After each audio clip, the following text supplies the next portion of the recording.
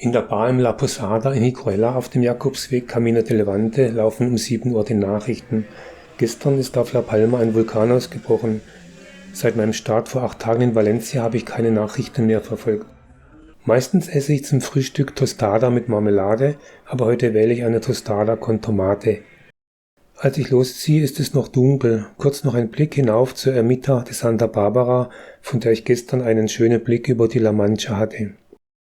Der Wirt fragte mich beim Bezahlen, ob ich Christoph sei. Der Franzose hat also auch im La Posada übernachtet. Der Camino de Santiago de Levante ist ein 820 Kilometer langer spanischer Jakobsweg von Valencia am Mittelmeer nach Zamora nahe der portugiesischen Grenze. Von Zamora kann man über die Via de la Plata und den Camino Frances oder den Camino San Andrés nach Santiago de Compostela laufen. Die heutige 9. Etappe bringt mich in 28 Kilometern von Niteruela nach Chinchilla de Monte Aragon. Higuera ist ein kleiner Ort mit 2300 Einwohnern und ich bin bald außerhalb des Ortes. Auf der halben Strecke werde ich den Ort Olla Gonzalo passieren. Dort sollte ich etwas zu essen finden. Gestern am Sonntag war der Laden in Higuera geschlossen und ich habe nur noch einen Notvorrat an Müsli-Riegeln. Es ist heute Morgen mit 11 Grad noch recht frisch, es wird ein sonniger und nicht so heißer Tag. Nach den gestrigen 11 Kilometern entlang einer Asphaltstraße schmerzt mein linker Fußrücken. Heute verläuft der Jakobsweg aber fast ausschließlich auf Feldwegen.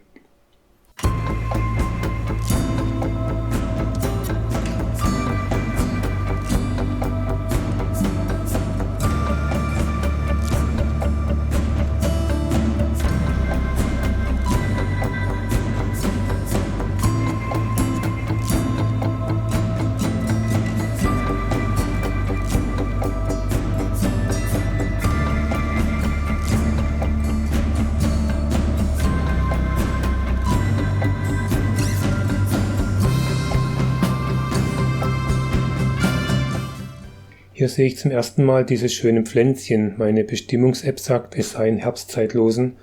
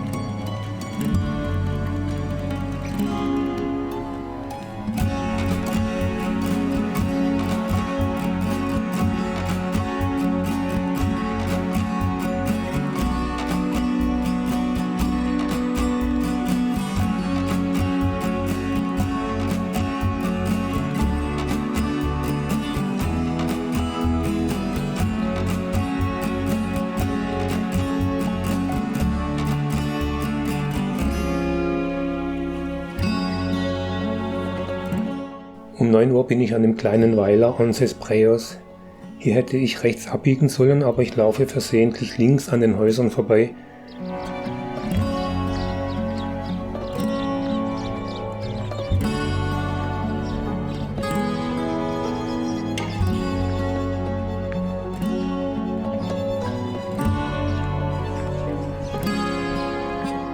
Bei dieser nagelneuen Wiegeplattform bemerke ich mein Versehen, was hier wohl gewogen wird. Ich gehe durch den Weiler zurück auf den Jakobsweg. Die Häuser liegen wunderschön in der morgendlichen Sonne. Dieser kleine Umweg hat sich sehr gelohnt. Manchmal ist es ganz gut, sich zu verirren.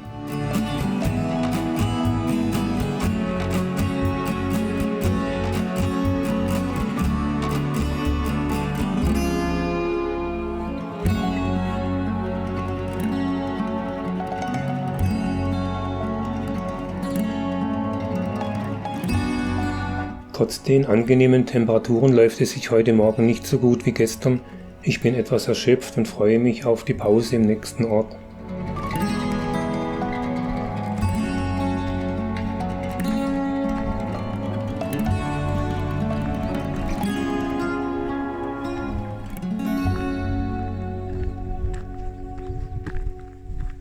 Bald komme ich nach Hoya Gonzalo. Es gibt hier eine Gemeindeherberge mit 8 Schlafplätzen.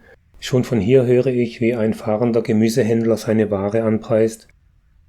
Hoya Gonzalo ist bekannt für seine Chozos, das sind Steinhütten, die als Viehställe oder als Schutz für Hirten genutzt wurden.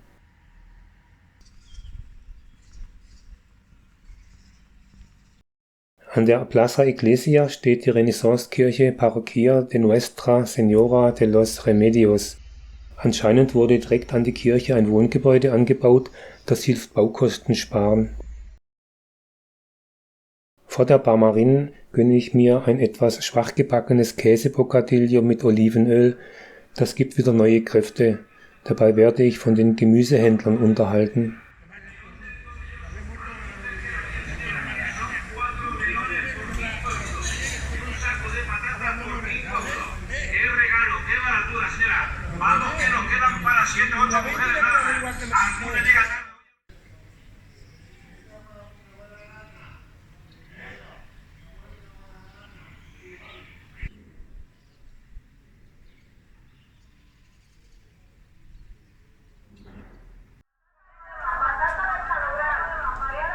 Inzwischen müsste wohl jeder in diesem 670 Seelenort mitbekommen haben, dass die Gemüsehändler unterwegs sind.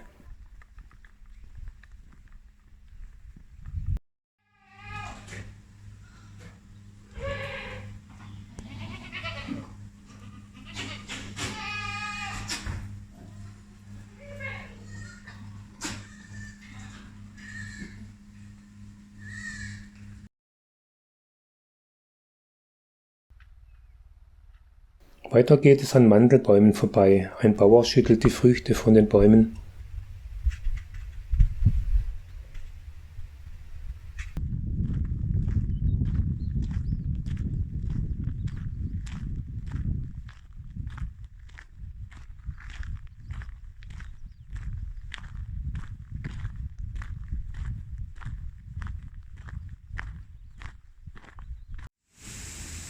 An einer Scheune steht eine große Maschine.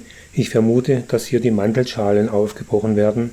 Ich frage, ob ich hier filmen darf, aber was hier verarbeitet wird, sieht aus wie Pfefferkörner. Ich frage einen Arbeiter, aber nein, sagt er, das ist Bersa, also Kohl. Ich probiere ein Körnchen. Es ist steinhart und geschmacklos. Kann es sein, dass hier Kohlsamen gereinigt wird? Ich habe auf dem gesamten Camino de Levante noch keinen Kohl gesehen. Jedenfalls scheint es nichts Illegales zu sein, denn andernfalls hätten sie mich nicht filmen lassen.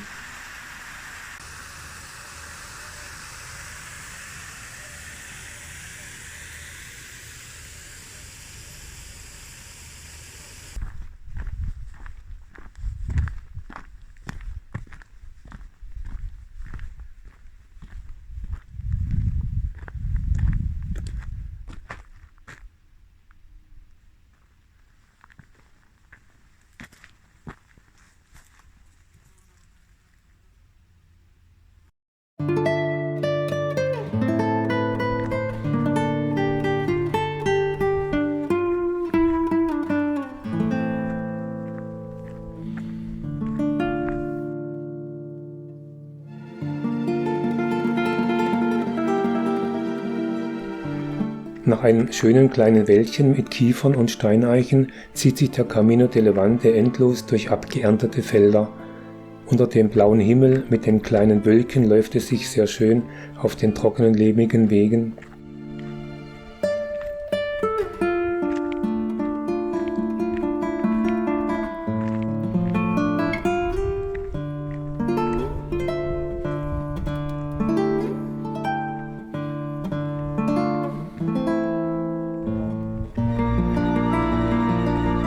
Um 1:30 mache ich eine Trinkpause im Schatten einer Kiefer. Ich konnte gestern keinen Orangensaft kaufen, aber das Leitungswasser aus Higuera schmeckt vorzüglich. Überhaupt ist das Leitungswasser auf diesem Jakobsweg nur selten geklort.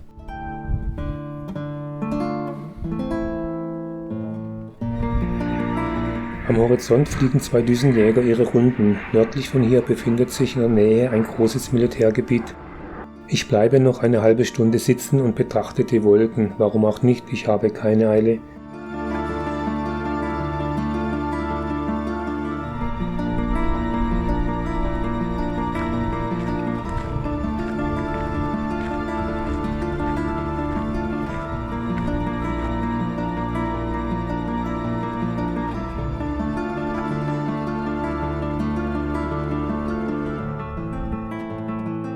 Gegen 3 Uhr wird es dann doch wieder heiß. Der Weg schlängelt sich weiter unendlich Richtung Westen.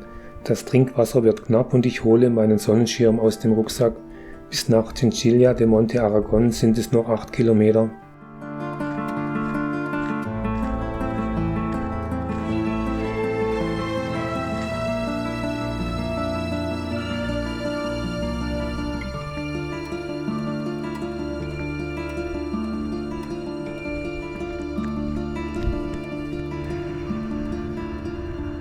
Die letzten Meter vor dem Ziel begleitet mich eine Autobahn. Vor Chinchilla ist noch eine kleine Steigung zu überwinden.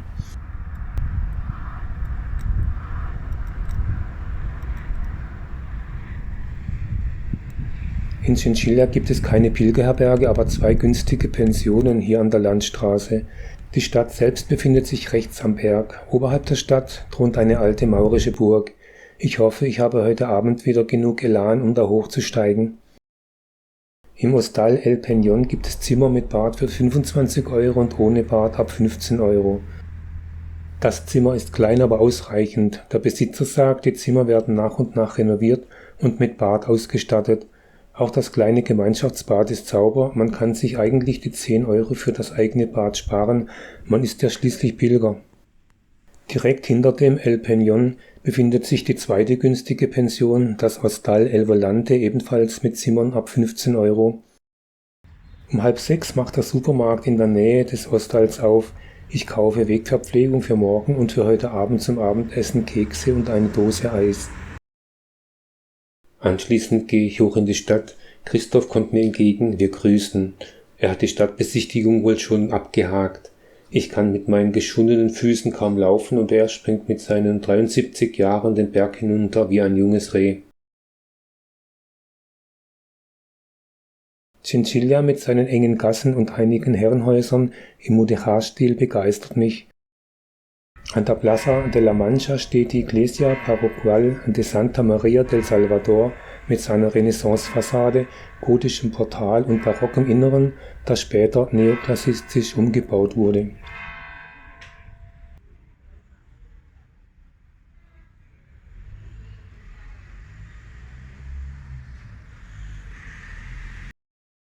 Neben der Kirche befinden sich das Rathaus aus dem 16. Jahrhundert und gegenüber ein Glockenturm aus dem 19. Jahrhundert.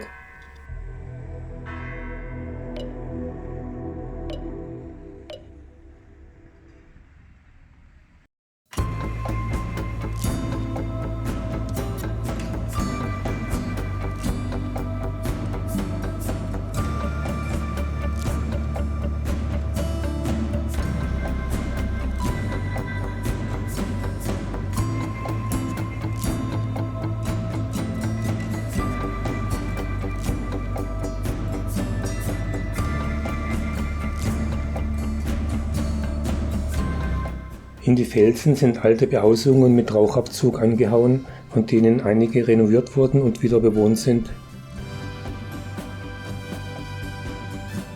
Hoch über der Stadt wacht die alte maurische Burg. Sie wurde im 15. Jahrhundert wieder aufgebaut und diente 300 Jahre als Gefängnis und als Kaserne.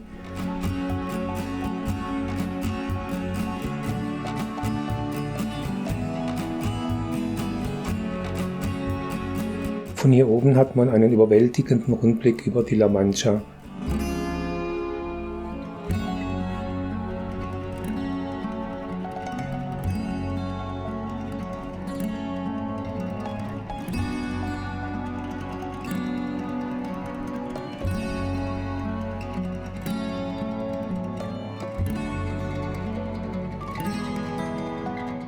Ich sitze noch lange an der Burg und schaue der Sonne beim Untergehen zu.